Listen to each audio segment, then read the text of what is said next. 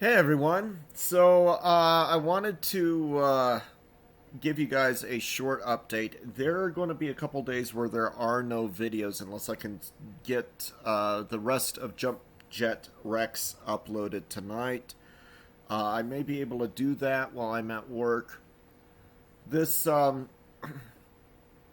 this I knew that December was going to be a bad month. That's why I tried to get as many videos as possible done. And I did technically get Jump Jet Rex done. I just haven't finished any of the thumbnails. Um, Jump Jet Rex, I love it as much as I hate it. There are aspects of the game that are like the first half of the game is amazing.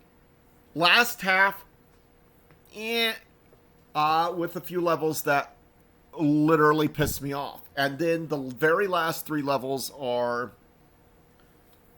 no effort. No damn effort. Supposedly, I mean, I'd have to ask them to find out for sure, but it appears as if maybe one or two of the developers stopped working on the project. And they had one guy left, and he was the level maker that I didn't really care for. So I haven't been motivated to upload those videos because I kind of want people to buy the game and enjoy the game for what it is. Because it was worth it. It was a worthy purchase for just a couple dollars. I enjoyed it. It's just the problem is that usually games have like they break it up, like two good levels, one bad level, two good levels, one bad level. Jump Jet Rex, it's like all the good levels are in the first two-thirds of the game, and then like all the bad levels and meh levels are in the last one-third of the game. So, um, it's I also love the character. I love Rex, but I just haven't been that motivated. So that kind of sucks. The other thing is, I discovered that Ghostbusters is recordable. Something's wrong with the video codecs. It's just that I cannot play Ghostbusters in windowed mode. So that really likely means I'm not going to be streaming it. And I also need to make sure that OBS isn't somehow lagging Ghostbusters. If it is, I don't know how to record it. I just don't. But the PC version of Ghostbusters has a couple of really messed up things. One of them is the codecs for doing it in windowed mode. For it screws up with the timing between the video and the audio. And in addition to that, there is no audio for the logos in the at the beginning, which kind of sucks because the logos, when I played it on the Xbox 360, and I love my Xbox 360, I just need to get a new DVD player, DVD ROM, whatever for it. Um, when I played it on the Xbox 360, and I enjoyed it, um, like the intros, the ghost head screaming ah when it's being sucked in gets you in the mood for the game, and it may seem stupid, but the logos actually have a positive effect on the gameplay. So I mean that's one thing that kind of sucks about Ghostbusters. When I do Ghostbusters, um, I may just do a stream, and I may just retain that stream because unless it won't let me stream. See, I'm worried about the recording and the streaming. One of the two is responsible for upsetting the audio and the video by making it so they're not put together. Cuphead, I still got Cuphead to finish. I love Cuphead. I didn't quit on purpose. I did not rage quit. Um, I am in the middle of programming a game, and I'm getting that game out, and you'll see that game. I think you'll see it. I'll see if I can upload it to YouTube. See if that'll work. But it's something about Cuphead. A piece of shit company kept trying to copyright claim music on Cuphead. They were from France. They never responded. YouTube didn't start the 30-day countdown. I had to threaten YouTube by I had to threaten them and say, listen, I'm going to report you to the feds for a criminal investigation into copyright fraud. After I did that, within 2 days, YouTube removed the copyright dispute. It was clearly not a company associated with MDHR or the company that MDHR employs to handle copyright disputes. And the copyright disputes are only for just the album, not for music with gameplay. And what a lot of people don't know, so let me tell you this, including all the lawyers out there in YouTube land. Lawyers, especially copyright lawyers, they don't like to believe that certain things are set in stone, because they think that they can change the laws whenever they want. Copyright laws haven't changed since in the U.S. since 19. A couple of them sort of changed in the 1990s, but that was mostly because in the early 2000s, it's mostly because they were dealing with instant media. DMCA sort of changed, but all those changed. All those copyright laws changed was accessibility to enforce. The actual copyright laws of what constitutes a violation really haven't been changed since William Gaines and Mad Magazine in the 70s and 80s. Landmark cases. And besides that, there are certain core copyright laws that haven't changed since the treaties in the 1800s. And one of the copyright laws that haven't changed is misrepresenting ownership or misrepresentation of authority for ownership, such as a third party, over a copyright claim. Misrepresentation of ownership is punishable with a severe penalty and jail time. And if someone facilitates a claim of misrepresentation of ownership, they are likewise guilty, and they can be prosecuted. And the caveat here, there's a federal law that was passed to protect internet service providers, saying that internet providers aren't responsible for illegal activities committed by those who use their internet system. That's basically what it says. I'm sorry, I'm not articulating. I've got a massive migraine. Forgive me. To all your lawyers out there, you know the law. The law about facilitating criminal activity on an internet, internet service. You also need to know that there have been several judgments that have been passed since then. Judgments on internet providers who know that they are facilitating a crime and are fully aware, and they are fully aware of the crime that they are facilitating. When they are fully aware, they can be prosecuted, and they have been prosecuted successfully numerous times. So the deal with YouTube is that YouTube and Google, they keep trying to, because Google is a big company that has been protected from this because they're a search engine, right? However, Google has also been successfully prosecuted by the DOJ. That's why Google has to use active search filters in order to make sure they're not producing results, immediate results, that will immediately put people into harm's way, such as by if somebody looks for the Anarchist Cookbook, they won't find the Anarchist Cookbook pages 1 or 2. Usually they don't. They haven't been. And that's all about facilitating and hosting,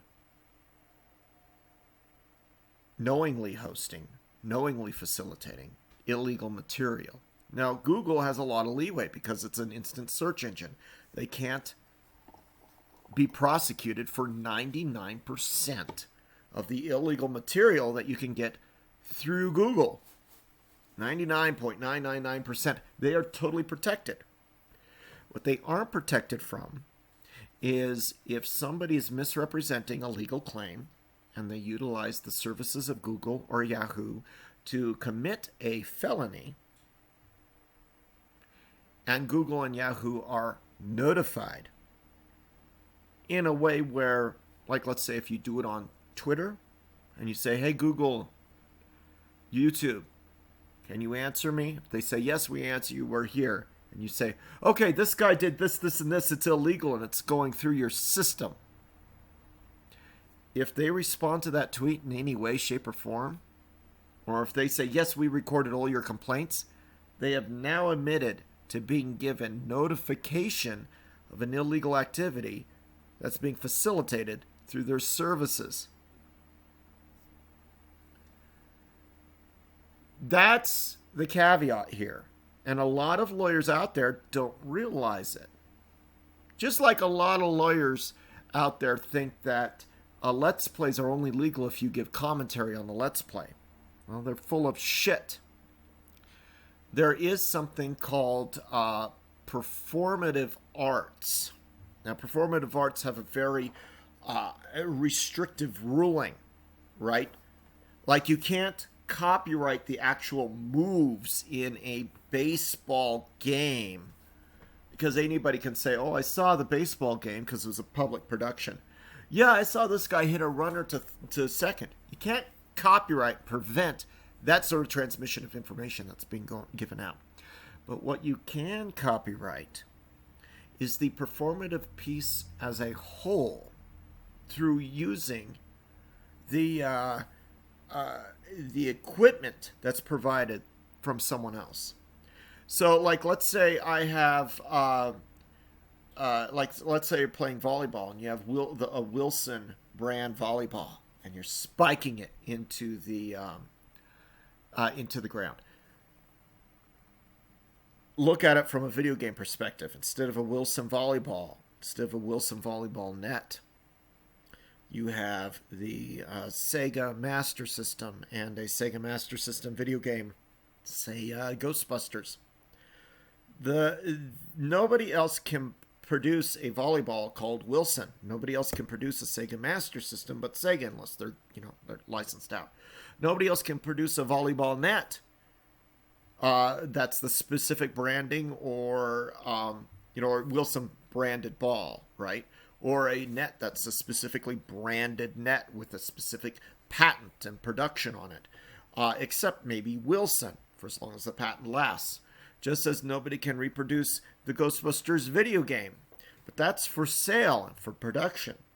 However, if somebody is using the volleyball net and somebody is using the volleyball in order to play, and I am recording the volleyball net and the volleyball in the performance of the art of the game that's being played by the athletes, my recording is copyrighted because that's a unique performance by those athletes. So my video is owned by me. It's not owned by Wilson. It's not owned by the volleyball net. And someday somebody with money is going to take that argument, because this has already been settled for baseball, for football, for hockey. These things have already gone to court.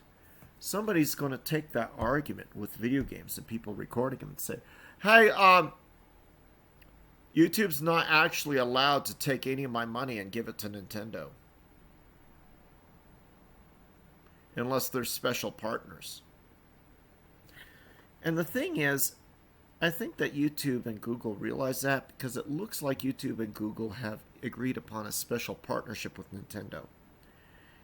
And when the judge certifies, oh yeah, that Let's Play, that counts as a performative piece, and the recording is the copyrighted recorded artwork, Now, YouTube and Nintendo, what are you talking about here with sharing revenue split? That seems like a unfair business practice because of collusion.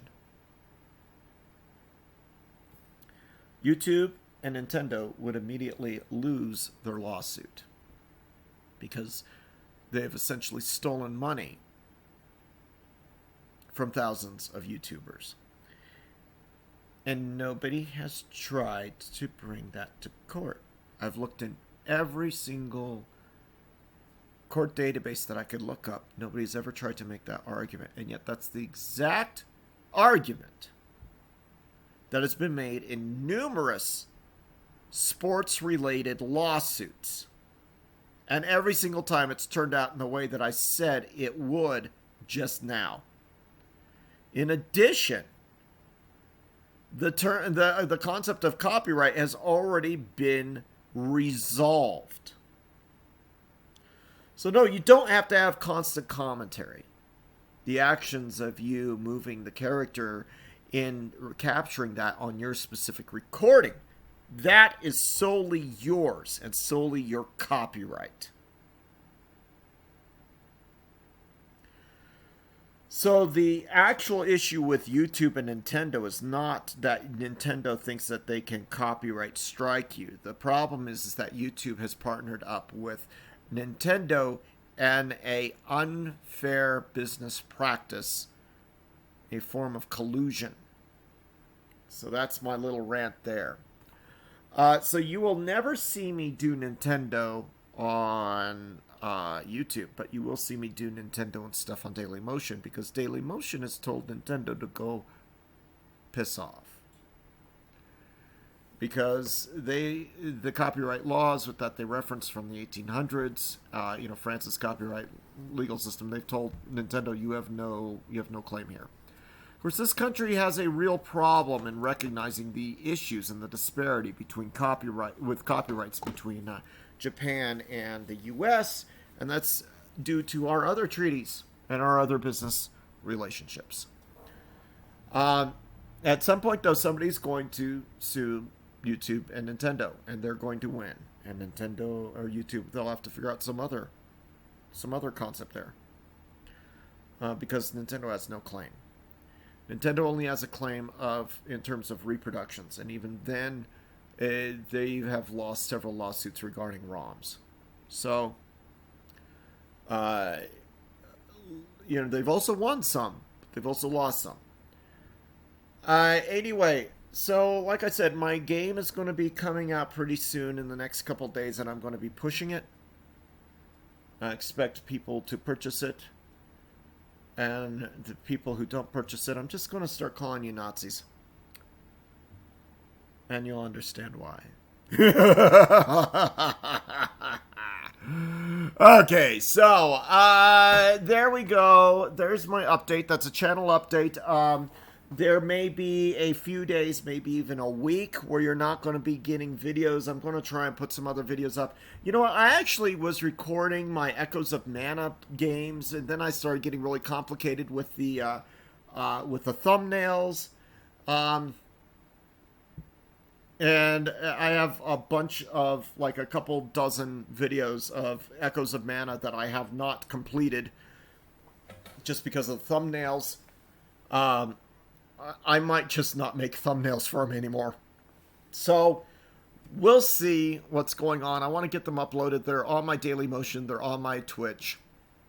God, I tried to go back to Dailymotion, and Dailymotion has the worst interface ever. Worst one ever. It just hampers my ability to upload videos. I want to start playing War for the Overworld again, but I'm going to have to use my tower in order to do that, and I have to clean my tower out, get rid of all the dust from moving and all that good stuff. I've also been focusing my energy on trying to save a kitty that we rescued. A sweet, sweet little man. He has the feline version of AIDS. He just wants love. So I've been looking for somebody to adopt him. I've been running it through my nonprofit. I've been raising money for him. Raised $70, which will pay for his next vet visit. Thank God. That's such a sweet little man. And they have their own personalities, and their own views and their own feelings and their own emotions. And I don't believe anybody who says, oh, the animals are emotionless. I think that the truth is more that they don't show the animals' emotions, and so the animals don't reciprocate. And once you show an animal, a living being, that you care about them, and they look at you and they realize that you care about them, they'll do everything in their power to help you out. My sweetheart Kitty Sunshine, she's getting older. She's 18 years old, 18 and a half. She's finding it more and more difficult to do things. But she used to tuck me in when I was asleep, and now I'm tucking her in and I'm giving her love, and she just kisses me on the nose. So animals have feelings, and if you don't believe that, piss off. You're wrong. And anyway, beyond that, I hope you guys have a wonderful day. Take care.